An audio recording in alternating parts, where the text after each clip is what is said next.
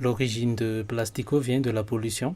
J'ai grandi à Tana, la capitale de Madagascar, et j'ai vu comment les déchets plastiques ont envahi la ville, les canaux d'évacuation d'eau bouchés par les déchets, en partie à cause des mauvaises habitudes de la population, ce qui provoquait des inondations à chaque tombée de pluie. Et cette situation m'a profondément marqué et je me suis dit qu'il fallait faire quelque chose. C'est ainsi que Plastico est né, une start-up qui revalorise les déchets plastiques en lui donnant une seconde vie, mais aussi à sensibiliser la communauté à adopter les bons gestes éco-responsables.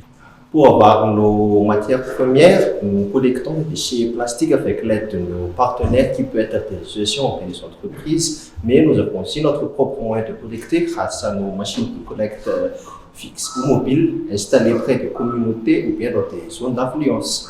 Une fois collectés, les déchets sont triés par type de plastique ou bien par couleur, ils sont nettoyés puis broyés. Ensuite, ils sont directement injectés dans une moule sous pression afin d'obtenir notre produit qui sont des fruits fondus à nos cibles, des entrepreneurs éco-responsables, des promoteurs immobiliers ou bien des ONG ou des associations qui veulent intégrer cette approche de construction durable dans leur projet.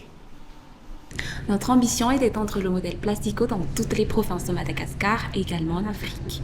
Nous envisageons de recycler 300 tonnes de plastique chaque année et enfin notre vision ultime est d'inciter chaque citoyen à devenir éco-responsable et à adopter notre solution durable.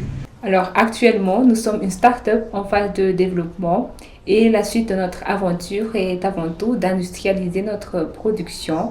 Et notre but ultime est donc de construire nos tiny constructions d'ici 18 mois et bien évidemment de les commercialiser. En plus de réduire la pollution et à la préservation de notre planète, nous sensibilisons les citoyens à être éco-responsables grâce à notre machine de collecte qui récompense les citoyens contre une bouteille et aussi aux plateformes éducatives. Ça augmente l'impact environnemental. L'un des principaux défis reste le financement. Même si nous avons obtenu des financements grâce au Summer Challenge, ces ressources sont insuffisantes par rapport à l'ampleur de notre projet, mais c'est important aussi pour le lancement de Plastico.